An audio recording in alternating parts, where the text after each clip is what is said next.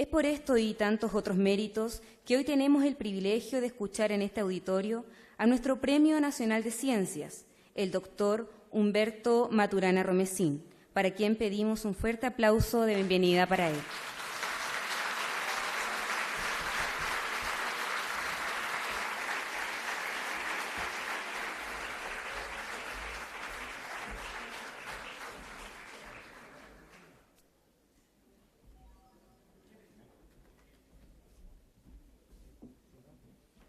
Muchas gracias. Han sido ustedes muy gentiles. No tengo ni tantos premios ni tantas medallas, pero el Premio Nacional de Ciencias sí, lo cual es un distinguido merecimiento porque es un regalo maravilloso. Digo que es un regalo porque no es cuestión de merecimiento en sentido estricto, sino que de aprecio, ¿no? De aprecio de los conciudadanos que participan directa o indirectamente en otorgar ese premio. Así que gracias por los aplausos. La otra cosa que quiero decirles es que cuando uno aplaude con tanto entusiasmo a alguien que todavía no ha dicho nada, quiere decir que uno aplaude sus expectativas. Pero las expectativas nunca se cumplen, ni las propias ni las ajenas. Lo cual es bueno, primero porque uno puede escuchar sin prejuicios, sin supuestos, sin exigencias, y uno puede hablar también desde la espontaneidad. Uno está libre para escuchar y está libre para decir lo que se propone decir frente a una invitación como esta. Ahora el título es Amar Educa. Y voy a hablar de eso, pero quiero hacer un camino para llegar a eso. Y el camino tiene que ver con el origen de los seres vivos. ¿Por qué hablar del origen de los seres vivos? Los seres vivos se originaron en la Tierra hará unos 3.800 millones de años. Nosotros somos seres vivos. O sea, pertenecemos a una historia que comenzó hace 3.800 millones de años. Somos el presente de esa historia. De una historia, en cierto sentido, no como humanos, pero sí como seres vivos, nunca se fue interrumpida. Somos el presente de linajes no interrumpidos que se originaron en distintos momentos, pero que comienza hace 3.800 millones de años. Pero ¿qué es lo que comienza hace 3.800 millones de años? Comienzan seres vivos minúsculos, como bacterias, remolinos moleculares, por así decirlo. Pequeños sistemas de moléculas que se entrelazan entre sí, produciendo más moléculas y conservando la identidad de esa producción de sí mismo. Todos nos producimos a nosotros mismos. Cuando el niño le pregunta o la niña le pregunta a la mamá, ¿por qué tengo que comerme los porotos? ¿Qué contesta la mamá o qué contesta el papá? Contesta una cosa muy simple. Hijo mío, los porotos adentro de ti se deshacen en pedacitos chiquititos, que se meten en tu cuerpo y tu mismo cuerpo fabrica los músculos, los huesos, el cerebro, todo. Mamá, ¿sí que me produzco a mí mismo? Sí, hijo mío. ¿Soy autopoyético molecular? Sí, eres un sistema autopoyético molecular. Pero los primeros seres vivos no se originan en el vacío. Se originan en un entorno que los hace posibles, que surge con ellos, que no preexiste. Esto es interesante, no preexiste al ser vivo. No es que el ser vivo caiga allí donde él es posible vivir, sino que al surgir el ser vivo aparece el medio, el nicho ecológico que lo hace posible. Pensemos, por ejemplo, Si yo digo que esto es un micrófono, ¿qué traigo a la imaginación? El micrófono y el ámbito en el cual el micrófono se usa. Cuando se inventa el micrófono, aparece el ámbito en el cual el micrófono se usa, históricamente hablando. Sí, alguien imagina, con esto puedo emitir sonido, pero para que esto efectivamente sea micrófono y haga sentido en emitir sonido, tiene que haber quienes escuchan. Así que cuando se originan los seres vivos, se origina una unidad ecológica, organismo nicho. Y que en la historia reproductiva de esa unidad ecológica, organismo nicho, se han formado linajes en los cuales se ha conservado esa unidad del organismo con la circunstancia que lo hace posible. Supongamos que ustedes quieren viajar a la Luna. ¿De qué se ocupan? De un vehículo que los lleve, que tenga las condiciones de llevarlos y conservarlos vivos en el proceso, de alimento, de oxígeno, de agua, de presión y de un contacto con la Tierra. Un contacto telefónico. Bueno, con toda clase de mecanismos, de emisiones de ondas. Sí, claro, pero se van con su nicho. Y se vive y se vuelve con el nicho, porque si se rompe ese nicho, se acaba el nicho, se acaba el ser vivo, y si se acaba el ser vivo, se acaba el nicho, entonces eso pasa. Y en esta historia, y nos estamos acercando al tema del Amar Educa, en algún momento se originan los seres humanos. ¿Aló? En los seres humanos se originan hará unos 3 millones de años, 3,5 millones de años. Los seres vivos, 3.800 millones de años. Y nosotros como seres humanos pertenecemos a un linaje de 3 a 3,5 millones de años, nada más. 3, no 3.800. ¿Y qué es lo que se origina cuando se origina el humano? Se origina en una pequeña comunidad de primates bípedos, en una convivencia que podemos decir como una familia ancestral, en la cual surge el lenguaje. ¿Y qué es el lenguaje? Hablamos de transmisión de información, de simbolización, pero ¿qué hace? Si ustedes llaman por teléfono a alguien, ahora que es tan frecuente, todos seguramente tenemos teléfonos celulares. ¿Aló? ¿Aló fulano? ¿Aló Pedro? ¿Aló? Y Pedro no responde. ¿Qué dicen ustedes? ¿No se pudo comunicar? Sí, eso es lo que uno dice. Insisto, ¿aló Pedro? Sí, ¿cómo estás? Qué bueno, ¿dónde estás? Pedro y yo estamos coordinados. ¿Y qué coordinamos? Nuestras emociones. Pedro, qué rico irte. Sí. ¿Dónde estás? En Chihuayante. Ah, yo también. ¿Ah, sí? ¿Estás acá? ¿Podríamos encontrarnos? Claro.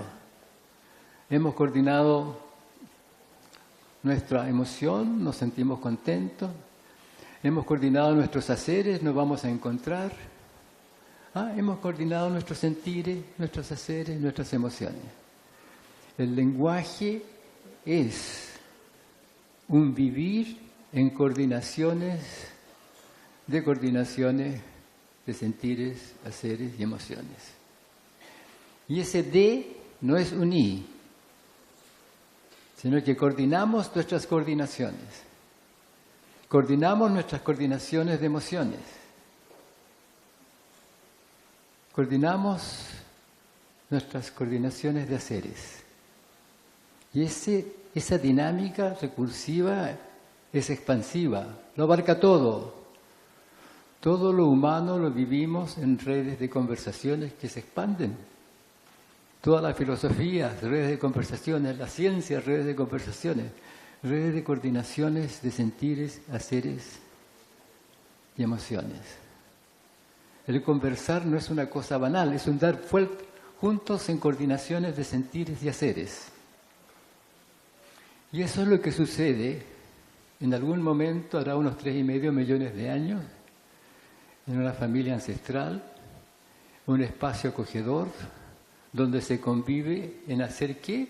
Las cosas que se hacían, la recolección de alimentos, el compartir, lo que quiera que fuere, que era el modo de convivir de estos ancestros nuestros.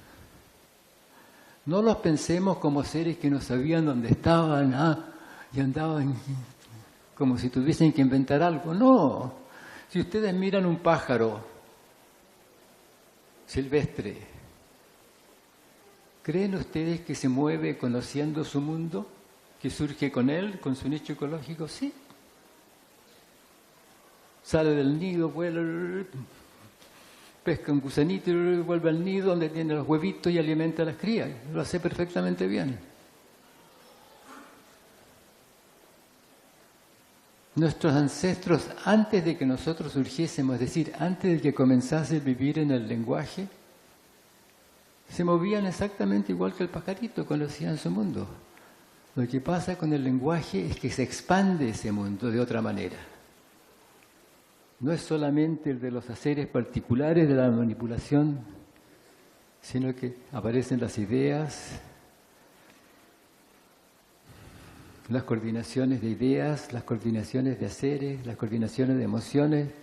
De manera recursiva parece el conversar y este mundo gigantesco en el cual nos encontramos como ahora, conversando.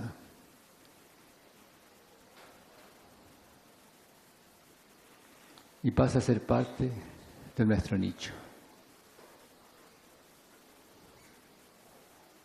El lenguajear es parte de nuestro nicho ecológico como seres humanos.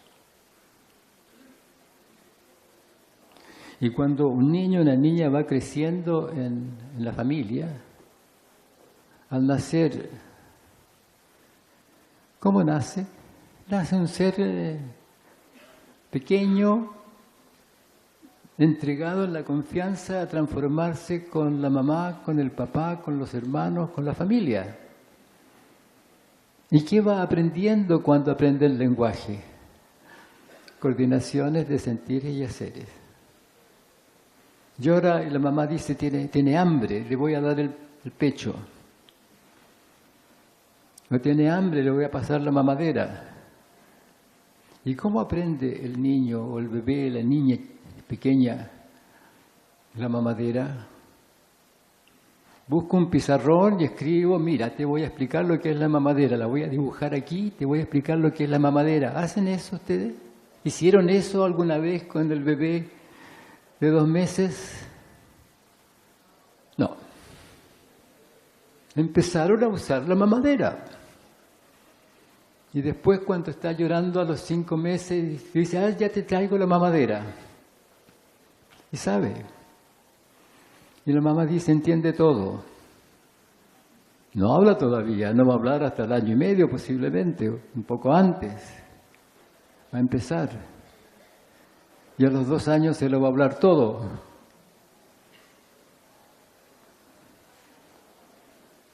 El niño, la niña aprende a vivir el mundo que va surgiendo con él o con ella en la familia. Y cuando va surgiendo el lenguaje, surge un linaje, un modo de vivir que los niños aprenden y conservan de una generación a otra.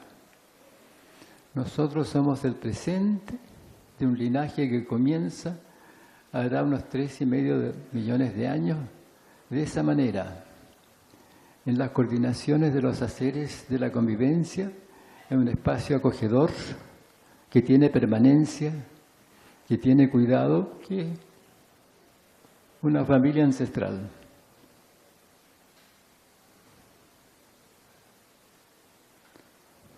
¿Qué es la familia? Mi colega Jimena Dávila diría es un ámbito de convivencia en el placer de estar juntos y el disfrute de la compañía. Cuando uno dice voy a mi casa, va contento. Puede que a veces no, pero va a un lugar que lo acoge. El niño va, me voy a la casa. Encantado, después del colegio. Es un espacio acogedor. Se origina como un espacio acogedor que se va conservando de generación en generación en el aprendizaje de los niños, como un espacio amoroso y tierno. La palabra ternura es particularmente interesante. Ustedes la usan a veces. Sí. ¿Y qué es la ternura? Un cuidado amoroso. Si tenemos una gatita ahí en la casa y tiene gatitos y uno se acerca y están mamando y pone la patita así sobre los gatitos pequeños que maman y uno dice que tierna la gata. ¿Qué hace? Estar con su gatito, cuidándolo de una manera amorosa.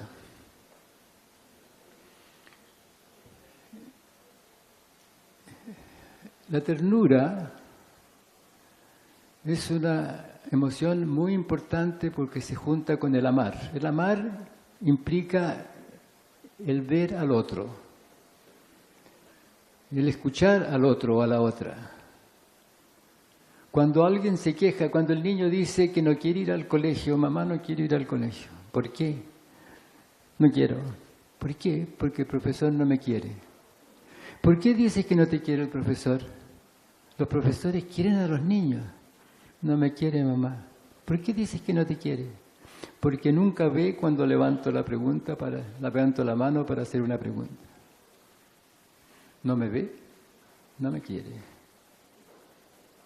¿Se han dado cuenta de esa queja? No solamente con los niños del colegio, en las parejas, en la casa. No me escucha, no me quiere. El amar tiene que ver con el ver. Y la ternura con el cuidado en esa relación que surge.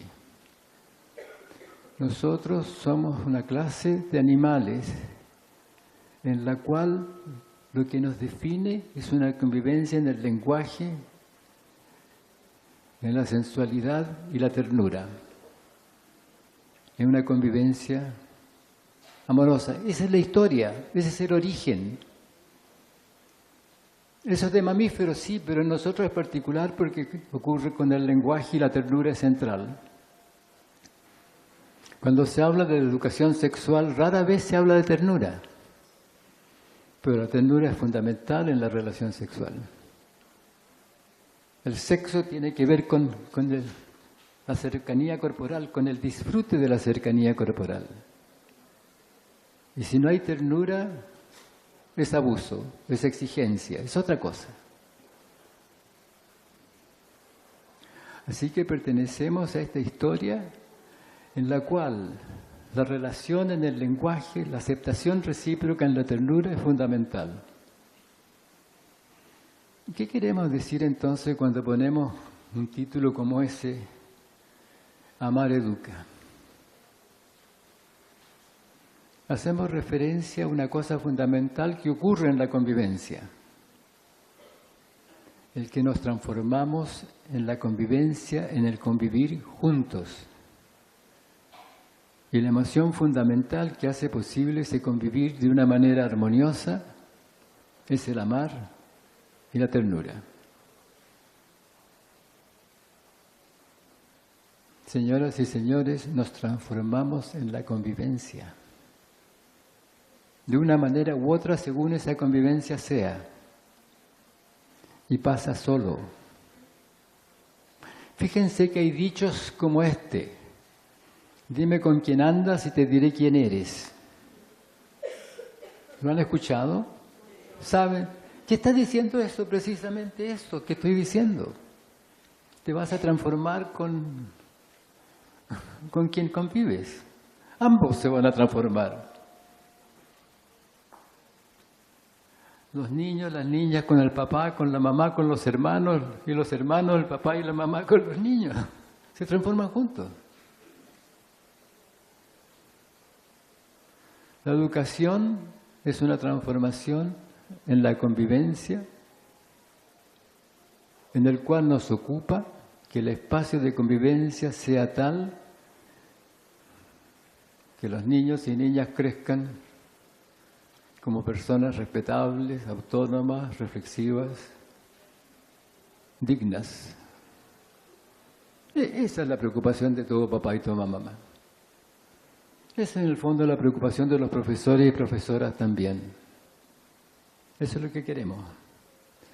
Pero es una transformación en la convivencia. El lenguaje es parte de nuestro nicho. Nuestros discursos son parte de nuestro espacio. Cuando escuchamos un discurso político o religioso o una conferencia filosófica o científica, eso no es un mero oír en la nada. Nos transformamos en ese espacio y nuestra conducta cambia. Ah, ahora entendí, ya no voy a hacer lo que hacía antes, voy a hacer otra cosa. Nos estamos continuamente transformando en la convivencia. Biológicamente, los seres humanos somos niños crecidos. Hay un fenómeno en biología que se llama neotenia, que es expansión de la infancia, la expansión de lo nuevo. Los mamíferos son animales neoténicos. Los primates son animales neoténicos y nosotros los seres humanos somos neoténicos hasta tal punto que envejecemos niños. ¿En qué se nota en que envejecemos niños? En que nos ponemos viejos y seguimos juguetones, lúdicos, curiosos, interesados, tiernos. Interesante eso.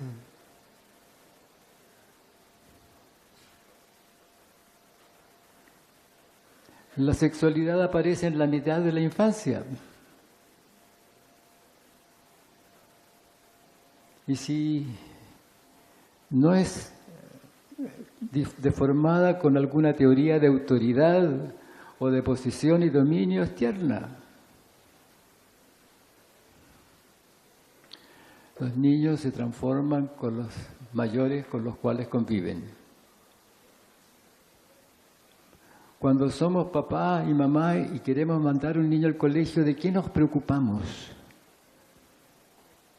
Del ámbito que ese colegio va a ser para este niño. A veces podemos escoger, otras veces no, pero eso es lo que nos ocupa. ¿Qué compañía van a tener? A veces nos preocupa la religión porque se van a transformar de alguna manera en la convivencia religiosa. A veces no queremos religión porque se van a transformar de una manera en la cual lo religioso no aparece.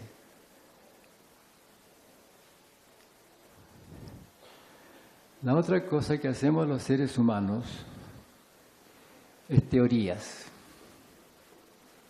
explicativas. Los seres humanos somos todos inteligentes. Aquí todos somos inteligentes. La inteligencia es la plasticidad conductual ante un mundo cambiante. Y la plasticidad conductual que se requiere para vivir en el lenguaje es tan gigantesca que en tanto existimos como seres humanos en el lenguaje, somos todos inteligentes. Los problemas de los niños no son de inteligencia, son de las emociones. Los problemas humanos no son de inteligencia, son de las emociones.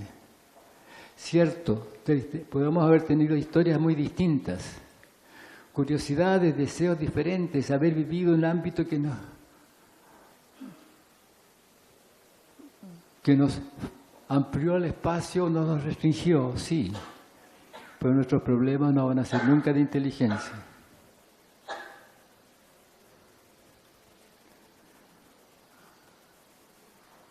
Cuando le hacemos una pregunta a un niño, supongamos en aritmética, y le preguntamos cuánto es 2 más 3, y el niño dice 6. ¿Qué hacemos? ¿Cómo no has aprendido a sumar? O le preguntamos, ¿por qué 6? Fíjense qué interesante de las dos preguntas. Porque si les digo, ¿no has aprendido a fumar? Lo niego. Lo rechazo. Pero si le pregunto, ¿cómo así te resulta 6? Porque a mí me resulta 5. Y a lo mejor el niño dice, es que yo le regalo uno a mi mamá. Cada vez que hago una suma, le regalo uno a mi mamá. ¿Cuánto es 3 más 3? 7. 4 más 4, 9. ¿Sabe sumar o no? ¿Sabe sumar? ¿Se dan cuenta? Si no lo escuchamos, no sabemos desde dónde está contestando, y nos pasa con los adultos también. Cuando a veces no nos entendemos porque no escuchamos lo que el otro dice, o lo negamos porque no satisface nuestras expectativas. La educación es una transformación en la convivencia. Los niños, niñas, jóvenes se van a transformar con nosotros o con los mayores con los cuales conviven según sea esa convivencia. El futuro de la humanidad no son los niños. Somos nosotros los mayores con los cuales se transforman en la convivencia. ¡Wow! Eso sí que es pesado, ¿eh? Nosotros ahora, en estos momentos, somos el futuro de la humanidad. Porque los niños se van a transformar con nosotros. Van a reflexionar, van a mentir, van a decir la verdad, van a ser atentos a lo que ocurre, van a ser tiernos. Si nosotros, los mayores con los cuales conviven, decimos la verdad, no hacemos trampa, somos tiernos.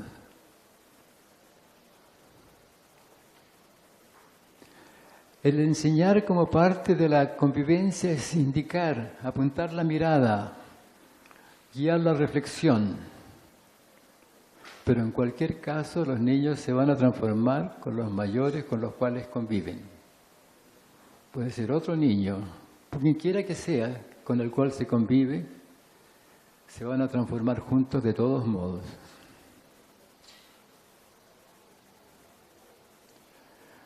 Cuando decimos amar educa, lo que estamos diciendo, el amar como espacio que acogemos al otro, que lo dejamos aparecer, en que puede tener presencia, en el que escuchamos lo que dice sin negarlo desde un prejuicio, de un supuesto o desde una teoría, se va a transformar en la educación que nosotros queremos, como una persona que reflexiona, que pregunta,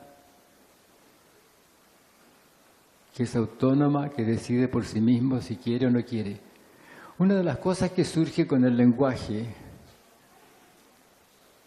es la conciencia de sí. Hay dos preguntas fundamentales que los niños viven, que son una, que hacen ellos. Mamá, papá, ¿cómo se hace? Fíjense que las preguntas, si las tratamos como ignorancia, rechazamos. ¿Cómo no sabes eso? Rechazamos. Pero si las tratamos como curiosidad por querer aprender, la cogemos. Mamá, papá, ¿cómo se hace? ¿Qué está mostrando eso? Profesor, señorita, profesor, ¿cómo se hace? Revela que quiere hacerlo bien. Por favor, levante la mano a la persona que le gusta hacer mal las cosas que sabe hacer bien. A nadie le gusta hacer mal las cosas que sabe hacer bien. Todos queremos hacer bien las cosas que sabemos. Y por lo tanto queremos aprender cómo se hacen las cosas que queremos saber. Mamá, papá, señor, señorita, ¿cómo se hace? ¿Cómo se hace la división? Yo no entiendo, ¿cómo se hace?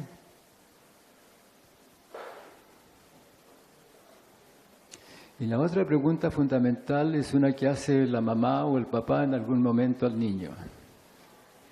Humbertito, ¿te das cuenta de lo que estás haciendo? Mamá, estoy pisando el dibujo de mi hermano, no me había dado cuenta. Fíjense que esa pregunta es maravillosa. Lleva la mirada sobre sí mismo.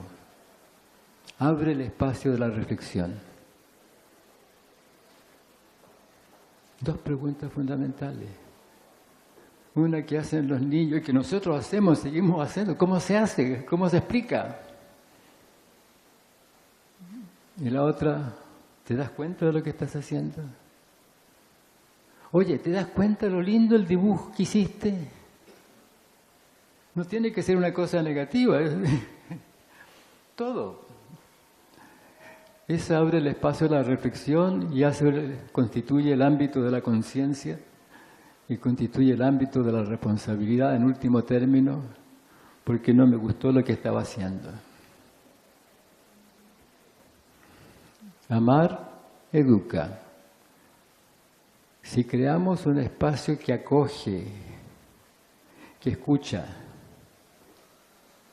en el cual decimos la verdad, estamos dispuestos a contestar las preguntas, nos damos tiempo para estar allí, en la presencia con el niño o la niña, en su curiosidad, ese niño o niña se va a transformar en una persona que reflexiva, seria, responsable, que va a escoger desde sí. Fíjense que el acto de escoger es fundamental. El poder escoger lo que se hace. Y el poder escoger si uno quiere lo que escogió o no. Es el acto de conciencia. ¿Quiero hacer lo que digo que quiero hacer? Es un acto de mirar sobre dónde se está. ¿Me gusta estar donde estoy? ¿Quiero que me guste lo que estoy gustando? Los problemas de los niños, de los humanos, nunca son de inteligencia, son siempre de conflictos de emociones. Los problemas son todos conflictos de deseos. Oye, tengo un problema, quiero ir para allá, pero también quiero ir para allá. Me gusta esto, pero también me gusta esto otro, que son cosas contradictorias. Pero esos problemas solamente se resuelven con la reflexión.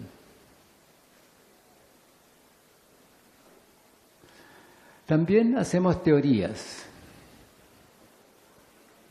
Y las teorías son constructos lógicos que se fundan en premisas básicas aceptadas a priori desde la emoción. Fíjense que bien potente lo que estoy diciendo. Todo constructo lógico se funda en premisas aceptadas desde la emoción. La geometría euclidiana, 5 postulados. ¿Qué son los postulados? Premisas fundamentales aceptadas desde la emoción. Y con ello construyo toda la geometría euclidiana. Cambio esas premisas, me cambia la geometría. Toda teoría se funda en ciertas premisas fundamentales aceptadas desde la emoción.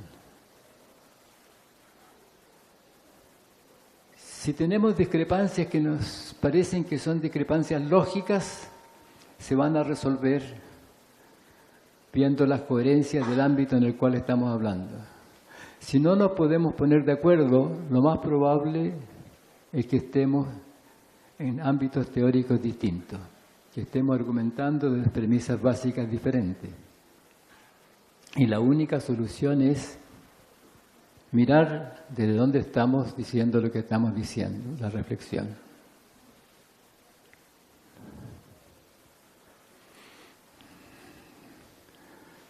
Pero para que el amar eduque hay que amar y hay que tener ternura. Y el amar es dejar aparecer. Si queremos ver cómo vive un animalito o cómo crece una planta, tenemos que dejarla aparecer. Tenemos que darle espacio para que tenga presencia. Lo mismo con nuestros niños, con nuestros amigos, con nuestros mayores. Porque esto se aplica a los niños también, no solamente a nosotros, a los mayores. Pero resulta que nosotros, los mayores, decidimos el espacio de convivencia de los niños y niñas.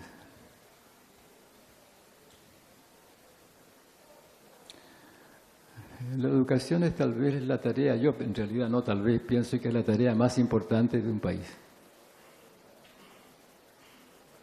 Porque define el ámbito de convivencia que ese país en que ese país se va constituyendo momento a momento, día a día. Si reflexionamos, siempre vamos a ser libres para escoger, porque vamos a ser capaces de mirar dónde estamos y ver si nos gusta o no nos gusta. Si no reflexionamos, vamos a caer en un fanatismo, en un ámbito de autoridad que queremos que sea absoluta para que el otro obedezca. ¿A quién le gusta obedecer? Levante la mano a la persona a la cual le gusta obedecer. A nadie le gusta obedecer. ¿Y a quién le gusta colaborar? Ah, nos gusta colaborar, pero interesante.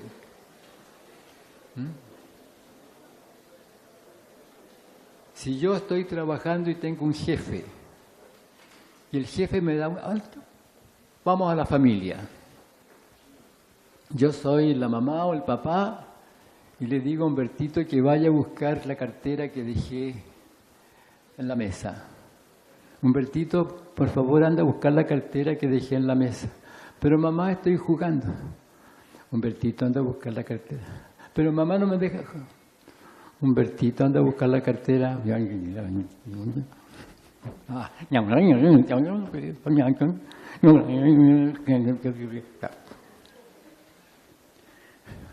Otra situación. Humbertito, por favor, anda a buscar la cartera que dejé en la mesa. Ya, mamá.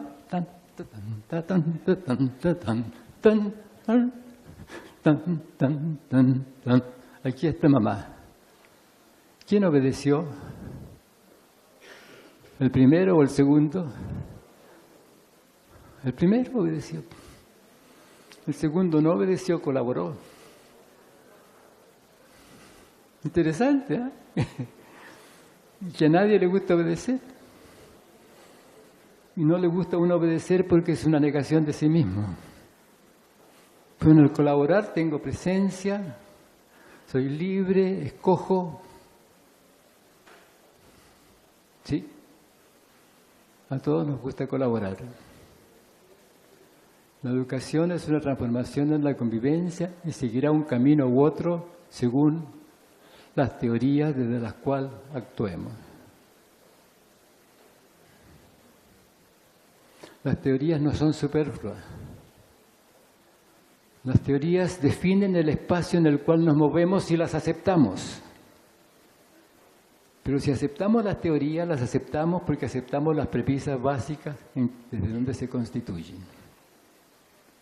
De modo que tenemos que ser siempre, o deberíamos ser siempre, capaces de preguntarnos por las premisas básicas desde donde se construye la teoría, el sistema lógico con el cual fundamentamos lo que hacemos. Bien, yo creo que esto esencialmente es lo que yo quería decir y ahora quisiera que escucháramos preguntas. ¿Todas las preguntas son válidas? Reflexiones.